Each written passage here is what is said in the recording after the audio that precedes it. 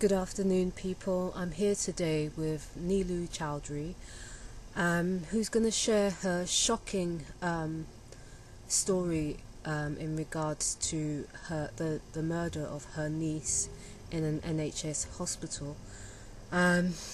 Brace yourself. I mean, this is it's strong stuff, and I mean, I've seen a lot in my own case. 7 versus Gossage and 9 others, but this is it's horrific. It is horrific, but I'm going to let Neelu talk to you about it in her own words. So how are you today, Neelu? Yeah, I'm here to really let people know what they already know, which is that in this country there are deaths in hospitals that shouldn't occur, and then there are cover-ups that shouldn't occur, and this has been going on a long time now. I've been on this journey since 2000, since my 5-month-old niece died in a hospital, and there's been no remedy. There's been no proper investigation by police into the overdoses, by doctors. Okay. The coroner pathologists also haven't been investigated for what they left out of what they were supposed to do. Okay, so we're going to talk a little bit about that. We're going to go a little bit deeper into actually what happened. Now, you're a pharmacist by profession, isn't it? Yeah, I'm a pharmacist and a teacher, and I also am a professional singer-songwriter. Okay, and obviously you've got quite a lot of experience in law because your father was a barrister as well, is that right? Yeah, my dad really came to this country thinking that this country was, the best place on the planet, and he was very disappointed to find the corruption actually stems from this country all around the world, and they actually control all the different countries through all the vices against women and children. Okay, so just to tell us, how long have you been a pharmacist? How many years? I qualified in the early 1980s, and so by the time my niece died, 2000, I'd been qualified for nearly 20 years. Okay, a couple decades. So let's just talk us through what actually happened with your niece. Now, she was diagnosed from pregnancy of having a stomach, or needing a stomach surgery of some kind. Can you talk about It's a that? diaphragmatic hernia, which is just the stomach was growing in the left lung area of the chest, and Okay. he just needed to pull the stomach through the diaphragm into the abdomen. Okay. They Is this advised- normal procedure? Is Yeah, this standard? it's a very simple hernia operation, Okay. and it was actually they advised termination, saying she wouldn't survive the pregnancy or the birth or the operation, but she did. She proved the doctors wrong, or they were just simply lying. Okay, so you've got a picture of the child, haven't you? So basically, she was born. That's a picture of her with your sister. I'm going to try to zoom in a little bit, but hopefully we'll get just a bit so that people can see the child. Oops, sorry, the camera's a little bit fuzzy when it goes in, zooms in.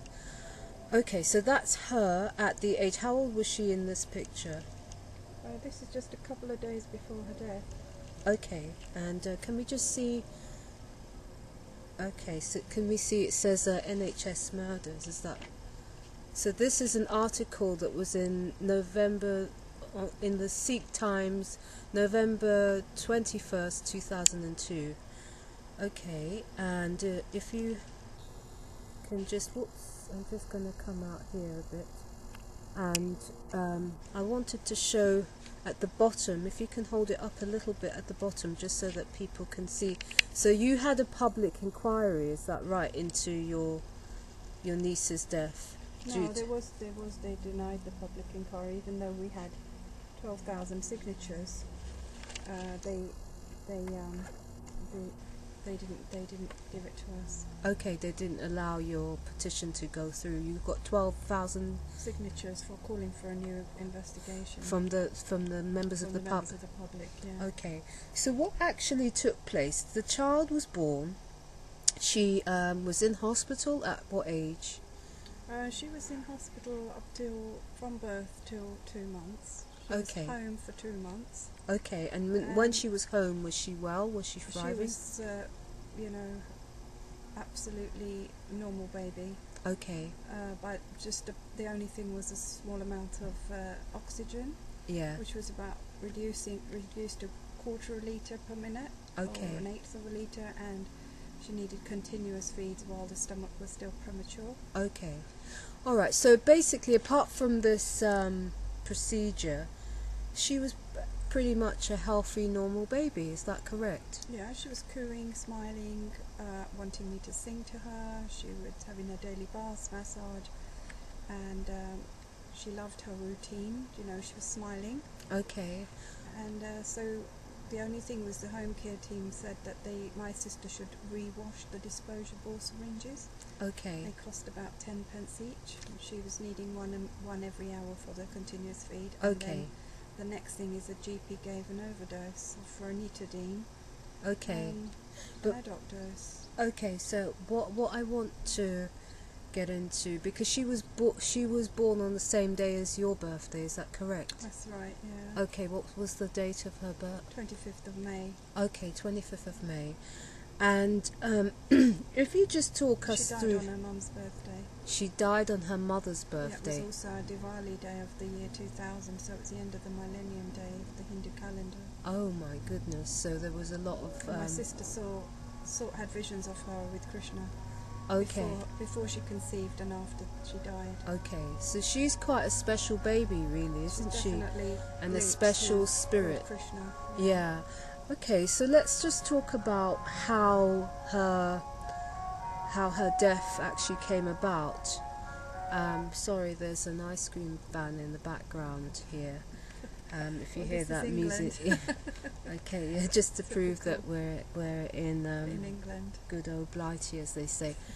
Now, you were explaining before to me off camera that she had been in what was the hospital? King George Hospital. King George in Hospital. Goodmayes in Essex. Okay.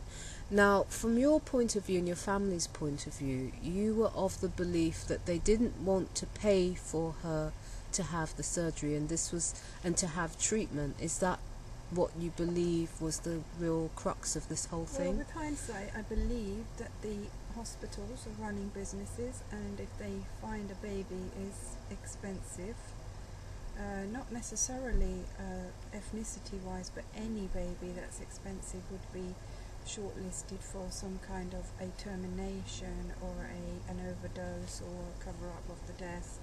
And I would not know what they did if I was not a pharmacist, so members of the public wouldn't be aware of going through the medical file, because the medical file was tampered with by the hospital. They had removed pages, they'd inserted pages, there was fraudulent accounts written by nurses, senior nurses.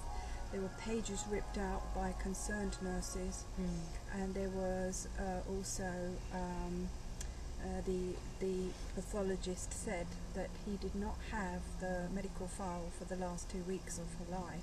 Okay. And the police had it. Okay. So they're all passing the buck, and the coroner, who is also a doctor, she should know that that the overdose was given 5 days before admission and for the whole admission. Okay. Now in just hospital, and this is a drug that's not licensed. okay. You're not meant to give it to children. Okay, so let's just talk about that, because we need the people to fully understand what happened. So basically the child was in hospital, and she had the operation, she was thriving, she was doing well. Now, at what point did you become suspicious? Talk us through what happened leading up to her actual death. It started on the 5th day of admission. My sister said she went purple. How did she go purple? What was happening? The baby was mottled. Her body was mottled. What do you mean mottled? You know when your body is lacking in oxygen, Okay. your veins start to show. Okay. So basically her body had gone, like a dead body goes a bit dark coloured. Okay. Her body had gone dark coloured. Okay. She was looking purple. But what was it that was making this happen? Well, because she needed the oxygen from the overdose. We didn't know about the overdose at this point. What overdose? The ranitidine.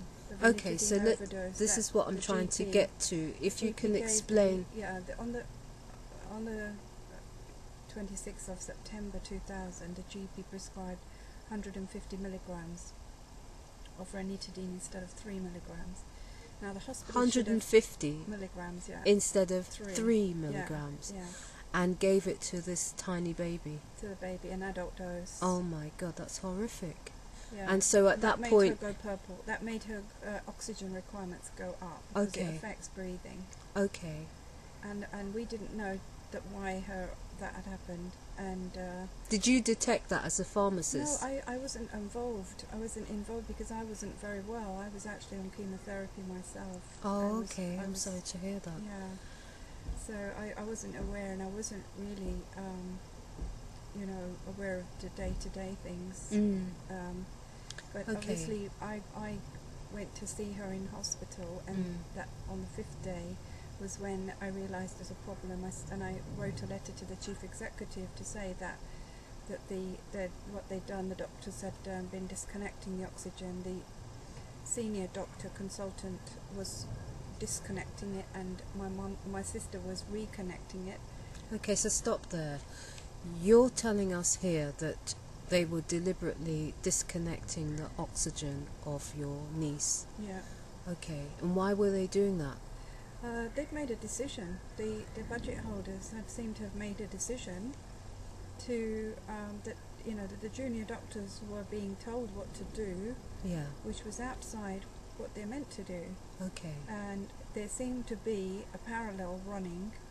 That the doctors, if the doctors don't do as they're told, they will be kicked out. And the doctors who do as they're told and commit these crimes, they will get promotion. And the doctor who did the needling in her, repeated needling, Dr. Shalibu, he got promoted after that. Because we find that in my case, everybody who's been involved has elevated from nowhere to dames and all sorts of things. So the worst you do in this country, the higher you get promoted.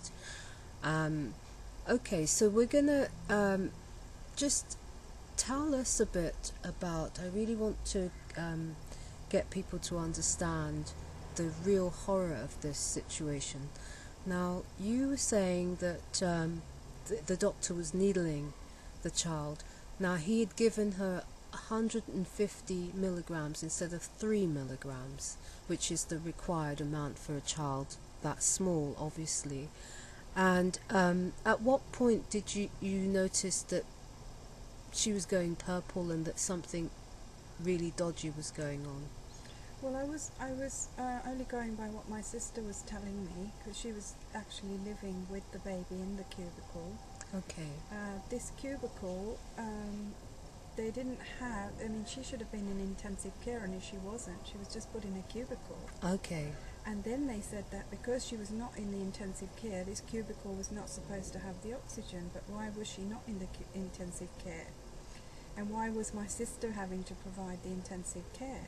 Okay. So a lot of management decisions had been made basically to execute her by not admitting her to the intensive care. So not giving her the proper treatment, basically. The policy, there was a policy there going on. This baby should never have, basically be allowed to go to full term. It was like the parents don't have a choice, and if they do, then they're going to hunt you down, eventually. And if you don't do as you're told, it's like Nazi Germany. There's no choice. There's no, the doctors don't care for patients. There's no respect for life. There's no respect for parents. The parents were removed by police officers. My sister was removed by police officers from the hospital. From the hospital, in order for them to kill the child. But they said that it was for the babies to, because she wasn't acting in the baby's best interest. The best interest was to allow her to die. And they should have gone to court. They should have gone to the High Court and got an order. They're not allowed to do that, and that is what the problem is, that they did that with this baby, and they treated my sister. They got to a lay magistrate, Lee Rogers. This is at 11 p.m. on a Friday night. And they got him to give an arrest warrant and a protection order. Arrest warrant of whom? For the parents and myself. They said I was abusive. I asked the doctor at 6 o'clock on the 20th of October if he was trying to kill my niece. And that was construed as enough grounds as being abusive and not being allowed to go to the hospital, and I didn't see her after that. Okay, that because was the last time I saw her that you day. said that you noticed some of the doses as a pharmacist were too much. No, I didn't know at the time, because the medical file wasn't being given. They tried that. They don't give you the medical file. They say you have to wait 40 days. Okay. I mean, they were making out that she was going to be transferred and they couldn't find a bed anywhere. I mean, they play these games with people because people have not been through that process. They don't know these are lies. Yeah. Every single person is lied to because a decision is already made. You know, there's an end point. It's the same with the courts and the judges. There's an end point. That decision is already made. You're just puppets on a string. You're just playing that role that you're going in the slaughterhouse, or you're going. There's no reverse in that situation. They're going to do what they've decided they're going to do. And it's because it's concealed, isn't it? It's because it's all concealed. There's a conspiracy of silence that this Nazi scale, Mengele, satanic stuff is going on, and we are just literally we're like lambs to the slaughter, because most people don't realize that the judiciary is incredibly corrupt. They don't realize that if something like that, if they're faced with a situation like that, that there will be an army of people sent to silence you. Most people see this in movies and they don't think it ever happens in real life, but unfortunately for us it does happen. Now, you went to court and they made an order, they issued a warrant for your arrest, and what was it, a protection order? Emergency protection order, EPO. Okay, and it's like a care, put her into care of social services. Okay. They involve child protection, so we could not, the family were not allowed to see her in the last 6 days of her life. So basically they took that execution order. It was an execution order issued by a lay magistrate at his home. Okay. Without any evidence, any basis. Okay. And this was on lies and perjuries by the doctors and the social services and the protection officers. They had no dealings with the family. Okay, so basically what did they do? They issued her with what? You said it was equivalent to what they give lethal injection? They gave potassium chloride, which is the... Potassium chloride? Yeah. Okay. I mean, although on the one hand they went to court and said that it was best interest to withhold and withdraw treatment, because she was dying, but she wasn't, she was being overdosed, and that the parents should not be involved in that situation. Okay. Then they prescribed this actual lethal substance, potassium chloride, hours before her death, and gave it to her 3 or 4 times, and they deleted the signatures on the drug chart. So they gave her the potassium chloride and then deleted the signatures of who had administered it? Yeah. Okay. So was this while you were in court, because you were actually battling to keep her alive, wasn't that correct? We went to court to try to overturn this Redbridge social services, denying the parents and the family the right to visit her in hospital. Yes. And I mean, how you can get a protection order when a patient is admitted to hospital, because that's healthcare, that's secondary care. Social care is outside that remit. Okay. I mean, that's conspiracy between hospitals and local authorities. Okay. So talk to me. You've got quite a lot of evidence there that you're going to show us today. Can you just tell me about some of the things that you have there? You've shown us the picture of her when she was, well, have you got... there was some some publicity Okay, in the, so in the you've got... Indian newspapers. Okay, so let's just try to see if we could zoom into that a bit more. Just bear with me. Okay, unfortunately with this camera it does kind of... Okay, so family awaits justice to end trauma. So can you tell me about this? What point was this? This is October the 3rd. So this is actually before the other article that was in November of 2002. So this is October of 2002. Tell me about this particular article, please. Yeah, well, the Sikh Times was very concerned that the length of time that should the baby been in the mortuary in the country, and we were still waiting the, the organs